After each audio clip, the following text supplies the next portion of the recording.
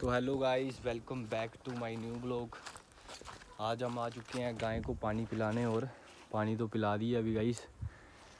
और बरसीन आप लोग देख सकते हो, जो घास है थोड़ा थोड़ा आ चुका ऊपर यहाँ पे भी। बाकी मौसम गाइस आज धूप निकल चुकी है। कल तो गाइस बारिश थी और आज धूप है। बाकी आपको दिखाते हैं, आप हमारे साथ बने रहें और लाइक कमेंट सब्सक्राइब ज़रूर करें। बाकी ये देख सकते हो कैसे देख रही है। हाँ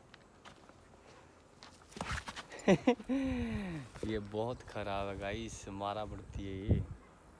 चलो ठीक है फिर।